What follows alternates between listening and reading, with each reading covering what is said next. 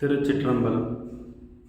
வெற்றி நிச்சயம் என்கின்ற உறுதியோடும் உணர்வால் இணைவோம் என்கின்ற சிந்தனையோடும் உங்களில் ஒருவன். நம்மளோட சேனல் மூலமாக டெய்லியும் நாம் மரணமில்லா பெருவாழ்வை நோக்கி போகிறதுக்கு என்னென்ன வழிகள், என்னென்ன தடைகள் அப்படின்றத பார்த்துட்டு வரோம். நீங்கள் சப்ஸ்கிரைப் பண்ணால் மட்டும்தான் நான் டெய்லியும் போடுற வீடியோ உங்களுக்கு நோட்டிஃபிகேஷனில் வரும். அதனால் மறக்காமல் சப்ஸ்கிரைப் பண்ணுங்கள், பெல் ஐக்கானை கிளிக் பண்ணுங்கள். அது மட்டும் இல்லாமல் உங்களுடைய நண்பர்கள் வேறு யாரெல்லாம் மரணமில்லா பெருவாழ்வை நோக்கி போகிறதுக்கு முயற்சி எடுத்துகிட்ருக்காங்களோ அவங்களுக்கு ஷேர் பண்ணுங்கள். அப்போ தான் பயனுள்ளதாக இருக்கும். நமக்கும் சரி, மற்றவர்களுக்கும் சரி, நம் வாழ்க்கைக்கும் சரி. இன்றைக்கி நம்ம என்ன பார்க்க போகிறோம் அப்படின்னு சொன்னால், மூலாதார சக்கரம். மூலாதார சக்கரத்தினுடைய வேலை, தடைகள் நம்மளுடைய உடம்பில் என்ன, அதற்குரிய கடவுள் யார், எதனால் அந்த கடவுள் மூலாதாரத்தில் தன்னுடைய ஆட்சியை செலுத்துகிறார் அப்படின்றத தான் பார்க்க போகிறோம். நம்ம எல்லாருக்குமே தெரிஞ்ச ஒரு கதை தான் விநாயகர். விநாயக பெருமான சக்தி மனித ரூபத்தில் உருவாக்கி தனக்கு காவலாக வச்சுருந்தாங்க. அந்த நேரம் பார்த்து சிவபெருமான் வராரு, உள்ளே விட முடியாதுன்னு சொல்கிறாரு. இவங்க ரெண்டு பேருக்கும் சண்டை நடக்குது. இந்த உலகத்தையே எல்லா இடத்துலையும் இருந்து ஆதிக்கம் செலுத்தக்கூடிய சக்திக்கு விநாயக பெருமானுடைய கழுத்து அறுபட போகுது அப்படின்றது தெரியாமல் இருக்குமா என்ன? நிச்சயமாக தெரியும்.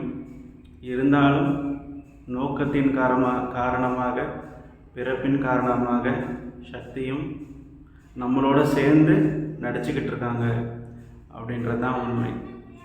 இறுதியில் சிவபெருமானுக்கும் விநாயக பெருமானுக்கும், தந்தைக்கும் மகனுக்கும் நடந்த சண்டையில் மகன் தோற்று போகிறாரு.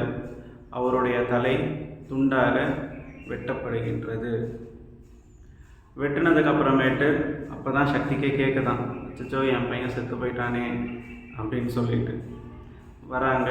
வந்து ஒரு பயங்கரமான ஒரு ஆக்டிங் ஒன்று போட்டு, என் பையனை நீங்கள் கொண்டுட்டீங்க, அப்போ எனக்கு உயிரோட வரல அப்படின்னு சொன்னால் இந்த மொத்த உலகத்தையுமே நான் அழிச்சிருவேன் அப்படின்னு காளி ரூபம் எடுத்து மிரட்டும் பொழுது, இந்த இடத்துல ஒரு சின்ன கேப் விட்டு நான் என்ன சொல்ல விரும்புகிறேன்னு சொன்னால், ஆதிசக்திக்கு விநாயகர் மட்டும் குழந்தை கிடையாது. நாம் எல்லாருமே ஆதிசக்தியினுடைய குழந்தைகள் தான். நமக்கு என்ன வேணும்னாலும் சரி, எது நடக்கணும்னாலும் சரி, அந்த தாய்கிட்ட கேளுங்க. தாய் கருணையே வடிவானவள், நிச்சயமாக செய்வாள். சரிங்களா? சரி, திருப்பியும் வரலாம். அப்போ என் பையன் திருப்பியும் வேணும்னு சொல்லி சக்திமா கேட்கும்போது இறைவன் என்ன பண்ணுறாரு, வடக்கு திசையில் எந்த ஒரு உயிரினம் தலையை வச்சு படுத்திருக்கோ அதோட தலையை வெட்டி எடுத்துகிட்டு வாங்க அப்படின்னு சொல்லி அமுச்சு விடுறாரு. எத்தனையோ உயிரினங்கள் இந்த உலகத்தில் இருக்குது, எண்ண முடியாத அளவுக்கு. இருந்தாலும் அன்னைக்குன்னு பார்த்து ஒரே ஒரு உயிரினம் மட்டும்தான் வடதிசை பக்கம் தலையை வச்சு படுத்திருக்கு, யானை. இது எல்லாமே புனையப்பட்ட கதைகளா இல்லை உண்மையே நடந்த புராணங்களா அப்படின்றத அப்புறம் தள்ளிட்டு, அதாவது இறைவனை நோக்கி வரும்போது நம்மளுடைய அறிவை தூக்கி தூரம் வச்சிடணும். அங்கே பக்தி மட்டும்தான் இருக்கணும், ஞானம் மட்டும்தான் இருக்கணும். சரிங்களா? அப்போது யானையோட தலையை கொண்டுட்டு வந்து வச்சு அவர் ஒரு கடவுளாக உருவாக்குறாங்க. அப்போது அவருக்கு விநாயகர் பேர், அவருக்குன்ட்டு பேருன்னு ஒன்றும் கிடையாது. கடவுள்களை பொறுத்த வரைக்கும் அது எல்லாமே பட்ட பெயர்களாக தானே தவிர அது அவங்களோட ஒரிஜினல் பேரே கிடையாது. அப்போ கணபதி, விநாயகர், அது எல்லாமே அவர்களுடைய பட்ட பெயர்கள் தான். அப்போது இன்னையிலிருந்து கணபதியாக இருக்கக்கூடிய அவர் கணங்களுக்கு அதிபதியாகவும், அடுத்து அடிப்படையான ஒரு அடிப்படை கடவுளாகவும், எந்த ஒரு விஷயம் தொடங்குறதா இருந்தாலும் முதல்ல அவரை வணங்கிட்டு தான் தொடங்கணும். அவர் தான் அடிப்படையான ஆதாரமாக இருக்கக்கூடிய கடவுள் அப்படின்றதுனால அவரை மூலாதாரத்துக்கு கடவுளாக வச்சுருக்காங்க. அப்போது ஏன் விநாயகர் பெருமானை மூலாதாரத்துக்கு கடவுளாக வைக்கணும் அப்படின்ற ஒரு கேள்வி வரும் பொழுது, இந்த உலகம் இயங்குறதுக்கு ரொம்ப ரொம்ப ரொம்ப முக்கியமாக இருக்கக்கூடிய விஷயம் எதிர்ப்பால் ஈர்ப்பு. அதாவது ஆணுக்கு பெண் மேலே ஈர்ப்பு இருக்கணும், பெண்ணுக்கு ஆண் மேலே ஈர்ப்பு இருக்கணும். இது ரெண்டும் இருந்தால் தான் இனப்பெருக்கம் நடக்கும். இனப்பெருக்கம் நடந்தால் தான் இந்த பூமி இயங்கும். இந்த பூமி கர்மத்தால் ஆன பூமி. கர்மங்கள் இருக்கும் வரை பூமி இருக்கும். பூமி கர்மங்களை கழித்துவிட்டால் பூமி இருக்காது அப்படின்றது தான் உண்மை. அப்போது எல்லோருக்கும் ஏதோ ஒரு கர்மத்தினால இந்த பூமியில் பிறந்தாகணும் அப்படின்ற காரணம் இருக்கும் பொழுது, ஒரு உயிர் இந்த பூமியில் பிறக்கணும்னு சொன்னால் அதுக்கு அடிப்படையாக இருக்கிறது எதிர்ப்பால் ஈர்ப்பு. அந்த ஒரு விஷயத்தினால ஆணுக்கு பெண் மேலையும் பெண்ணுக்கு ஆண் மேலையும் இருக்கக்கூடிய ஈர்ப்பை அதிகமாக வச்சுருக்காங்க. இயல்பாகவே அது நடக்கும். நாம் கண்ட்ரோல் பண்ணாலும் சரி, கண்ட்ரோல் பண்ணலினாலும் சரி, அந்த எண்ணங்கள் நமக்கு தொடர்ந்து வந்துக்கிட்டே தான் இருக்கும். அதே மாதிரி இறைவனும் மரணமில்லா நிலையை நோக்கி போகிறதுக்கு முதல் செக் பாயிண்ட்டே அதுதான். இந்த முதல் செக் பாயிண்ட்டே இந்த எதிர்ப்பால் ஈர்ப்புனா, இதை தாண்டினா மட்டும்தான் நாம் அடுத்த நிலைக்கு போக முடியும். இப்போது முதல்ல இந்த நிலையில் போகாமல் நின்று போனவங்கிறதுக்கு நிறைய உதாரணங்கள் இருக்காங்க. இப்போது விஸ்வாமித்திரர் வந்துட்டு மேனகின் மேலே ஆசைப்பட்டு தன்னுடைய தன்மையை இழக்கிறாரு. அதுக்கப்புறமேட்டு பிரம்மதேவர் திலோத்தமையை படைக்கும் பொழுது தன்னுடைய நிலையை இழந்து அவங்க மேலே ஆசைப்படுறாங்க. அந்த மாதிரி எதிர்ப்பால் மேலே இருக்கக்கூடிய, அதே மாதிரி ராவணேஸ்வரரும் பெண்ணாசையினால் சீதையை இங்கேருந்து கூட்டிகிட்டு போனாங்க அப்படின்னு சொல்லுவாங்க. அது முற்றிலுமே ஒரு பொய்யான விஷயம். அதனுடைய உண்மையும் பின்னாடி நம்மளோட சேனலில் நாம் வெளிப்படுத்துவோம், கவலைப்பட வேண்டாம். சீதையின் மீது ஆசை கொண்டு ராவணன் அவரை இலங்கைக்கு கூட்டி செல்லவில்லை. அவர் சீதையை கூட்டிகிட்டு போனதுக்கான காரணமே வேறு. அது என்றைக்குமே ஒரு வரலாறு அப்படின்றது வெற்றியாளர்களால் எழுதப்படும் என்பதால் அவங்க இஷ்டத்துக்கு எழுதிக்கிட்டாங்க அப்படின்றது தான். சரி, வாங்க திரும்ப.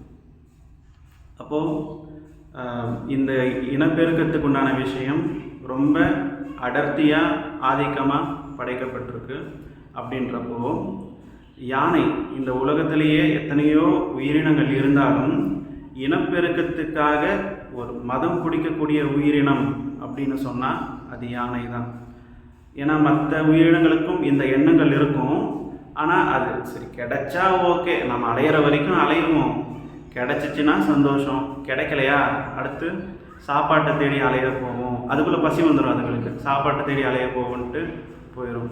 ஆனால் யானை அப்படி கிடையாது. தனக்கு இனப்பெருக்கம் செய்யக்கூடிய எண்ணம் ஒரு ஆண் யானைக்கு வந்துருச்சுன்னு சொன்னால் அது முன்னாடி தான் கண்ணு முன்னாடி யார் இருக்கா என்ன இருக்கான்றதெல்லாம் பார்க்கவே பார்க்காது. இஷ்டத்துக்கும் பண்ணும். அங்கே இங்கே ஓடும், மரத்தை முறித்து போடும், ஆளுங்க யாராச்சும் குறுக்க போனால் அவங்கள மிதிக்கும். அதை வளர்த்துன பாகனாகவே இருந்தாலும் யானை அதை பற்றிலாம் கண்டுக்காது. எனக்கு தேவை அது ஒன்று தாண்டா, அதுதானே என் டார்கெட் அப்படின்னு சொல்லிட்டு யானை போயிட்டுருக்கும். அதனால நம்மளோட மூலாதார சக்கரமும் அதே மாதிரி தான். மூலாதார சக்கரத்தில் இருக்கக்கூடியது ரெண்டு விஷயங்கள் தான். ஒன்று உணவு, இன்னொன்று உணர்வு. உணவை பொறுத்த வரைக்கும் நாக்குக்கு ருசியான உணவாக சாப்பிட வேண்டும். அப்படி பசி அடங்கினதுக்கு அப்புறமேட்டு அடுத்து உணர்வு, இனப்பெருக்க உணர்வை தூண்டிக்கொண்டே இருக்கும். அதே மாதிரி தான். அதனால தான் யானைக்கு மதம் பிடிச்சிட்டா எப்படியாச்சும் இணை சேரணும் அப்படின்ற எண்ணம் மட்டும்தான் இருக்குமே தவிர அதை அடக்கவும் முடியாது யாராலையும். அது இஷ்டத்துக்கும் தறிகட்டு ஓடும். அதே மாதிரி தான் மனிதர்களும். மூலாதார சக்கரமும் அதே மாதிரி தான். ஒருத்தனுக்கு இனப்பெருக்க உணர்வு வந்துருச்சு அப்படின்னு சொன்னால் அவன் எதை பற்றியுமே கவலைப்பட மாட்டான். அதை எப்படி அந்த வெறியை தீர்த்துக்கிறது, அது ஆரம்பத்தில் ஒரு புனிதமான விஷயமா இருந்து நாளடைவில் அது ஒரு வெறியாக நிச்சயமாக மாறிடும். இப்போ அதுக்கு முக்கியமான காரணம் வந்துட்டு எல்லாமே ஒரு விஷுவலாக நமக்கு ஈஸியாக கிடச்சிருது அப்படின்றது தான் ஒரு விஷயம். அதனால் நீங்கள் யாராச்சும் விஷுவலாக அடிக்ட் ஆகிருந்தீங்க அப்படின்னு சொன்னால் முதல்ல அந்த விஷயத்துலேருந்து வெளியே வாங்க. சரிங்களா? அப்போது உணவு, உணர்வு இது ரெண்டும் மூலாதார சக்கரத்தில் இருக்கக்கூடிய இறைவனாக இருக்கக்கூடிய விநாயக பெருமான். அவருக்கு யானை தலை ஏன் வந்தது அப்படின்றதுக்கான காரணமும் நாம் பார்த்தோம். அடக்க முடியாத எண்ணங்கள் யானைக்கு வந்தால் தறிகெட்டு ஓடும். அதே மாதிரி தான் மனிதனும். இந்த 5 புலன்களையும் நாம் அடக்க முடியவில்லை, அதை நாம் கட்டுப்படுத்த முடியவில்லை அப்படின்னு சொன்னால் இனப்பெருக்கம் மட்டும்தான் அதுக்கான ஒரே தீர்வு அப்படின்றத நம்ம மனசு முடிவு செஞ்சு யானை எப்படி தறிகெட்டு ஓடுமோ அதுக்காக மட்டுமே வேலை பார்க்கும். அப்படி நாம் இதை மட்டுமே யோசிச்சுட்டு இருக்கிறதுனால, அதாவது ஒரு ஆண்களை பொறுத்த வரைக்கும் வயசு வித்தியாசமே இருக்காது. 90 வயசானாலும் சரி, 96 வயசானாலும் சரி, கட்டையில் போகிற நேரம் வந்தாலும் அந்த சிந்தனை மாறாமல் இருக்கும். ஆனால் இதே பெண்களுக்கு அப்படி கிடையாது. நிறைய சித்தர் பெருமக்களும் சரி, நிறைய ஞானிகளும் சரி, பாட்டு எழுதும் பொழுது பெண்களை கொஞ்சம் இறக்கி வச்சு தான் பாட்டு எழுதுவாங்க. அப்போது இங்கே நாம் யோசித்து பார்க்கும்போது முக்தி அடையக்கூடிய அந்த வேலைகளும் அந்த முயற்சிகளும் ஆண்களுக்கு மட்டுமே உரித்தானதா அப்படின்ற ஒரு கேள்வியும் இருக்குது. அது அப்படி கிடையாது. அதுக்காகவும் இறைவன் வேற ஒரு ரூட்டை வச்சிருக்காரு. ஒரு ஆண் பல முயற்சிகள் செய்து மரணமில்லாத பெருநிலையை அடைய வேண்டும். ஆனால் அதே ஒரு பெண்ணுக்கு அப்படி கிடையாது. அவங்க முக்தி அடைகிறதுக்கு உண்டான வழியை இறைவன் வேறவா அமைச்சிருக்காங்க. சரிங்களா? அதனால தான் பட்டினத்தார் சித்தர் முதல் கொண்டு திருமூலர் முதற்கொண்டு அனைத்து சித்தர்களும் ஆண்கள் தான், நீங்கள் பெண்களை பார்க்காதீங்க, அவங்க வந்துட்டு உங்களை மரணத்தை நோக்கி இட்டு செல்லக்கூடியவர்கள் அப்படின்னெல்லாம் சொல்லியிருக்காங்க. அது அப்படி கிடையாது. அவங்க சொல்கிற எல்லா விஷயமும் ஒன்றே ஒன்று தான். உங்களுக்குள்ள ஒரு சக்தி இருக்குது. அந்த சக்தியை முடிஞ்ச வரைக்கும் உங்களுக்குள்ளேயே அடக்கி பாருங்கள். அதை வெளியே விடாதீங்க. அவங்க சொல்கிற எல்லா கருத்துக்களும் வெளியில் இருக்கக்கூடிய மாத்தவம் பொருந்திய மகளிருக்காக அல்ல, உங்களுக்குள்ளே இருக்கக்கூடிய சக்தியை நீங்கள் அடக்க வேண்டும். வெளியே இருக்கும் மகளிரை கொச்சையாக பேசிட்டாங்க, அசிங்கமாக பேசிட்டாங்க அப்படின்னெல்லாம் யாரும் நினச்சிட்ருக்காதீங்க. பெண்கள் மாத்தவம் பொருந்தியவர்கள். அவர்கள் எல்லோருமே சக்தியின் அம்சமாக விளங்கக்கூடியவர்கள். பிறக்கும் போதே மரணமில்லா நிலை, இந்த தான் அவங்களுக்கு கடைசி பிறவி, அவங்களுக்கு அடுத்த ஜென்மமே கிடையாது அப்படின்ற நிலையோடு இருக்கின்றவர்கள் தான் பெண்கள். நம்மளுடைய பாட்டன் தாத்தா பாரதி அவர்கள் என்ன சொல்லியிருக்காரு? பெண்களாய் பிறப்பதற்கு மாத்தவம் புரிந்திடல் வேண்டும் அப்படின்னு சொல்லியிருக்காரு. அதுக்கான காரணம் இதுதான். அதனால் அப்போ பெண்களுக்கும் இந்த எண்ணங்கள் இருக்குமா அப்படின்னு கேட்டால் நிச்சயமாக இருக்கும். ஆனால் அது இஷ்டத்துக்கும் தறிக்கெட்டு ஓடுற அளவுக்கு இருக்காது. சரிங்களா? இஷ்டத்துக்கும் தறிக்கெட்டு ஓடுற மாதிரி இருக்காது. ஏன்னா அவங்க பிறக்கும் போதே மரணமில்லாத பெருநிலையை நோக்கி பயணிக்க வேண்டும் அப்படின்னு அவங்க படைக்கப்பட்டிருக்காங்க. அது அவங்களோட இயல்பு. அதே நேரத்தில் இங்கே ஆண்கள் செய்யக்கூடிய தவறுகள் அது நிச்சயமாக ஒருபோதும் ஏற்றுக்கொள்ள முடியாது. ஏன்னா இப்போ நீங்கள் உங்களோட மூலாதார சக்கரத்தை பொறுத்த வரைக்கும் உணவு, உணர்வு இது ரெண்டும் தான் அந்த இடத்துக்கு உண்டான வேலைகளாக இருக்கும் பொழுது வள்ளல் பெருமான் என்ன சொல்லியிருக்காரு? 4 நாளைக்கு ஒரு முறை ஆரம்ப கட்டத்தில் இருங்க, அடுத்து 15 நாளைக்கு ஒரு முறை, அடுத்து மாதத்துக்கு ஒரு முறை, அதுக்கப்புறம் உத்தமமான நிலையில் நீங்கள் பண்ணாமல் இருக்கிறது தான் நல்லது அப்படின்னு சொல்கிறாரு. அதே மாதிரி எந்த அளவுக்கு நாம் நம்மளுடைய அணுக்களை சேமிக்கிறோமோ அந்த அளவுக்கு அது நம்மளுடைய உடலுக்கு நன்மைகளை புரியும். அதையும் புரிஞ்சுக்கணும். அதனால் யானை மதம் பிடிச்சி இஷ்டத்துக்கும் தறிக்கெட்டு ஓடுற மாதிரி நாம் நம்மளுடைய வாழ்க்கையில் இல்லாமல் தேவை இருந்தால் இருங்கள், தேவை இல்லையா அமைதியாக இருங்கள். சரியா? அப்படி இருந்தால் மட்டும்தான் மொதல் செக் பாயிண்ட்டாக இருக்கக்கூடிய மூலாதார சக்கரத்தில் இருக்கக்கூடிய குண்டலினியை உங்களால் எழுப்ப முடியும். அப்போது அதாவது குண்டலினி எப்போ எழும் அப்படின்னு சொன்னால் 48 நாட்கள். 48 நாட்கள் விரயம் செய்யாமல் இருக்க வேண்டும். அப்படி விரயம் செய்யாமல் இருந்தால் மட்டும்தான் உங்களால் மரணமில்லா பெருவாழ்வை நோக்கி முதல் அடி எடுத்து வைக்க முடியும் அப்படின்றது தான் உண்மை. நான் வந்துட்டு என்னோட 40 வயசு வரைக்கும் நான் இஷ்டத்துக்கும் இருப்பேன், 50 வயசு வரைக்கும் நான் இஷ்டத்துக்கும் இருப்பேன், 60-70 வரைக்கும் நான் இஷ்டத்துக்கும் இருப்பேன், ஆனால் எனக்கு மரணமில்லாத நிலை வேணும் அப்படின்னு நீங்கள் கேட்டிங்கன்னா நிச்சயமாக கிடைக்காது. திருப்பியும் கொஞ்ச நாளில் அடுத்த பிறப்புக்கு வந்துடுவீங்க. அதனால் இதற்கு தடையாக இருப்பது உணவு, உணர்வு, இந்த 2 விஷயம்னு சொல்லியாச்சு. அடுத்து இப்போ இந்த உணர்வுலேருந்தும் நான் எப்படி வெளிவரது அப்படின்ற விஷயத்தை தொடர்ந்து நம்ம சேனலில் பார்ப்பாட்டாக போட போகிறோம். இப்போதைக்கு நம்மளோட முக்கிய டார்கெட்டாக இருக்கிறது மூலாதார சக்கரத்திற்கு ஏன் விநாயகர் கடவுளாக நியமிக்கப்பட்டார். அதற்கு காரணம் இனப்பெருக்கம் நேரம் வரும்பொழுது மதம் பிடிக்கக்கூடிய ஒரே ஒரு உயிரினம் யானை தான். அதனால தான் யானையோட தலையை விநாயகருக்கு வச்சுருக்காங்க. அப்போ விநாயகர் நம்மளுடைய மூலாதார சக்கரத்திற்கு கடவுளாக இருக்கின்றார். அதனால் நமக்கு எழக்கூடிய எதிர்பால் எண்ணங்களை நாமும் கட்டுப்படுத்த வேண்டும். கட்டுப்படுத்தி தான் குண்டலினியை எழுப்பி உச்சியில் ஜொலிக்க வைக்க முடியும்.